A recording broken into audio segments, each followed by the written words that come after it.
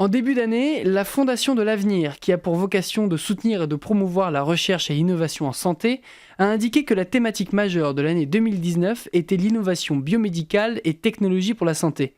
Valotech fait partie de ces entreprises d'Île-de-France travaillant sur l'innovation médicale. Son président, Jean-Christophe Lourme, est d'ailleurs avec nous. Bonjour. Bonjour. Alors Valotech, pour résumer, est une entreprise qui va faire évoluer l'idée d'un dispositif médical innovant à un véritable dispositif commercialisable. Est-ce qu'on peut dire que c'est une entreprise porteuse de projets ou support à l'innovation ? Les deux, je dirais. On est issus nous-mêmes d'un laboratoire de recherche, un laboratoire qui s'appelle le SATI, qui est un des laboratoires de l'École normale supérieure de Cachan, qui maintenant s'appelle École normale supérieure de Paris-Saclay, puisqu'elle a déménagé. Et on est vraiment à l'interface entre le monde de la recherche, que ce soit la recherche en physique, en capteur, en traitement du signal, et l'innovation dans les hôpitaux, avec aussi des liens avec le monde clinique. Et le but, c'est de pouvoir permettre d'avoir des innovations qui peuvent être faites en termes de dispositifs ou en termes de traitement, qu'on puisse les amener dans les mains des patients et qui puissent bénéficier d'un ensemble de technologies et de services qui permettent d'améliorer leur traitement ou leur suivi ou la façon dont ils vont pouvoir vivre leur maladie. Alors ces projets, comment sont-ils traités ? Il y a du financement, ça va de la conception jusqu'au test. Qu'est-ce que Valotech fait avec ces projets ? Nous, on intervient sur les étapes, je dirais, très amont. Donc d'un médecin à l'hôpital, d'un infirmier dans un service qui a une idée d'un dispositif ou d'une façon de faire qui permettrait d'améliorer la prise en charge du patient. Et donc nous, on va vraiment intervenir dès le départ. Alors ça peut être sur des questions, je dirais, toutes bêtes, mais pas forcément toutes bêtes de physique. Est-ce que ce dispositif, on serait capable de l'intégrer dans telle ou telle dimension pour en faire un dispositif, par exemple, implantable ? Quelle serait l'autonomie de la batterie dans telle ou telle condition, pour voir si cette idée ingénieuse qu'a eu une personne à un moment donné, est-ce qu'on peut réellement en faire un dispositif qui, à un moment donné, pourra ou pas aider un patient dans la vie réelle. Et Valotech ne travaille pas dans n'importe quel domaine, on ne parle pas d'astrophysique, mais plutôt de dispositifs médicaux. C'est un secteur où il y a encore beaucoup de nouveautés, beaucoup de marge de progression. C'est un secteur extrêmement riche, je dirais, de projets, avec beaucoup d'innovations. Et un dispositif médical, ça peut être quelque chose de très simple, ça peut être une seringue jetable, et ça peut être un implant intracrânien qui permet de, par exemple, réduire des crises d'épilepsie ou des choses comme ça. Donc ça peut être de quelque chose de jetable, d'extrêmement simple, à quelque chose d'extrêmement complexe pour faire du diagnostic, par exemple. Et quelles sont les problématiques récurrentes que vous rencontrez souvent ?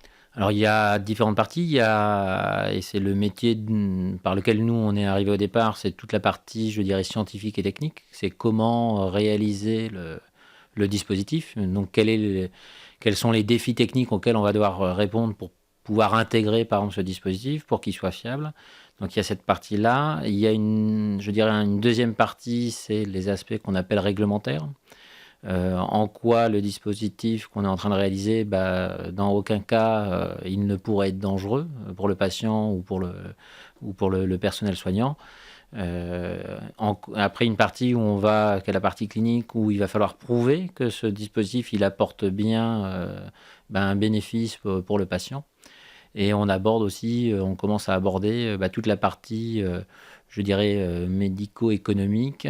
Ce traitement-là, par rapport à tel bénéfice, combien il coûte. Et donc, en gros, moyennant tel prix, à qui va pouvoir en bénéficier par rapport à d'autres traitements existants qui sont moins performants. Alors on l'a dit, vos projets, c'est vraiment un encadrement global de la conception du produit, mais vous faites aussi de l'expertise et du conseil pour des produits déjà presque finalisés en fait. Oui, alors pour des produits qui ont déjà été démarrés, pas forcément avec nous, mais sur lesquels il y a un besoin d'un renfort technique pour améliorer tel ou tel point. Ça peut être des dispositifs qui existent déjà depuis plusieurs années, mais un des composants qui est utilisé devient obsolète et la structure qu'il a développée n'a pas de solution et donc elle va se retrouver en difficulté. Ça peut être aussi réglementairement, il y a régulièrement, on va dire, des évolutions parce qu'on s'est aperçu que telle façon de faire était potentiellement dangereuse, par exemple, pour le patient. Et donc, il y a aussi des évolutions de normes. Et donc, on va pouvoir aussi accompagner pour faire évoluer un dispositif et l'améliorer en ayant une bonne connaissance de toutes ces contraintes qui sont liées aux dispositifs médicaux. Parlons maintenant d'un seul projet, le projet Mellizim par Valotech, qui permet de mesurer de manière plus précise la glycémie pour les personnes atteintes de diabète. Parlez-nous-en un peu plus, c'est un dispositif qui pour l'instant a une forme de brassard, mais ce n'est pas une forme finale. Ça a plusieurs formes. L'origine un petit peu de ce projet, c'était des domaines de compétences de Valotech du départ, c'est tout ce qui est mesure et traitement du signal. Donc on a démarré, je dirais comme ça, sur comment, plutôt que le patient se fasse des piqûres en bout de doigt pour connaître sa glycémie, ce qui est assez fastidieux, douloureux, comment on pourrait l'aider en ayant à bas coût une mesure qui serait faite en automatique sur plusieurs semaines sur le patient. Et on a avancé sur ce projet avec différents hôpitaux, avec différents soignants et des patients. Et on s'est aperçu qu'il allait falloir apporter, je dirais, beaucoup plus au patient pour que ça lui soit vraiment utile. Et donc, comment on allait pouvoir aussi interpréter toutes ces mesures et aussi d'autres informations pour conseiller au mieux le patient lorsqu'il est dans une situation un peu difficile et il a accès à son diabétologue, je dirais relativement rarement, puisqu'un patient il va voir en moyenne son diabétologue 1 à 2 fois par an. Et donc, il peut se retrouver fréquemment à des moments où il ne sait pas forcément quoi faire. Et donc, nous, on va rajouter de l'expertise de diabétologue dans l'analyse de ces données pour l'accompagner et pour le motiver à faire certains changements qui permettent de le maintenir dans un bon état de santé. Oui, parce que moi, je prends mon exemple personnel. Mon grand-père était diabétique, donc au début, il se piquait le doigt pour essayer de récupérer du sang et contrôler la glycémie. Puis ensuite, il y a eu un patch.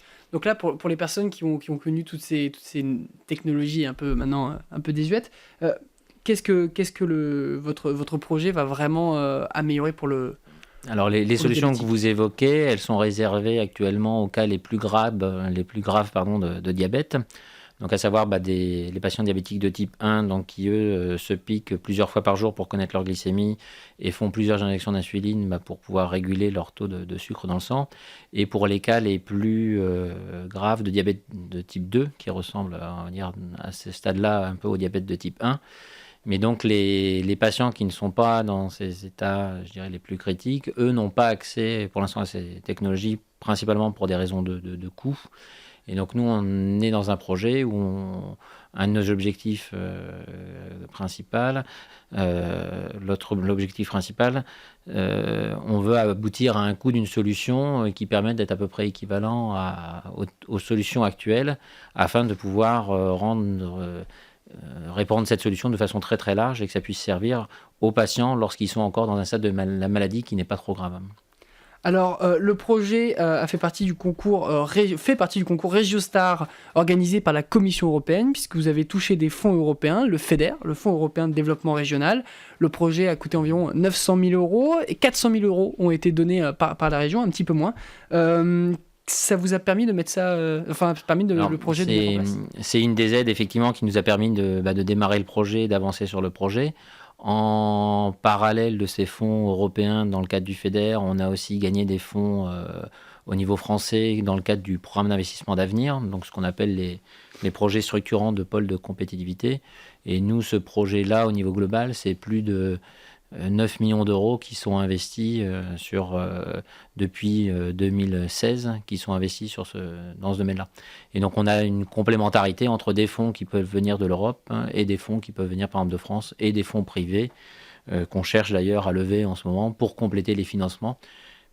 Pourquoi c'est si coûteux? C'est qu'il y a le développement des appareils, des technologies, mais après il faut aussi aller faire des essais sur des patients, potentiellement dans différents pays, pour aller prouver que la solution elle fonctionne bien et qu'elle apporte des choses par rapport aux solutions existantes. Et le projet, il en est où actuellement? Il est prêt à être commercialisé dans 1 ou 2 ans? Là, alors il y a ce qu'on appelle pour l'Europe, la zone européenne, ce qu'on appelle le marquage CE. Donc il y a différentes étapes à passer avant de pouvoir mettre sur le marché. Et donc là, on est dans un objectif de mise sur le marché d'ici 3 ans. Merci Jean-Christophe Lourme. Je rappelle que vous êtes le président de Valotech. Merci à vous.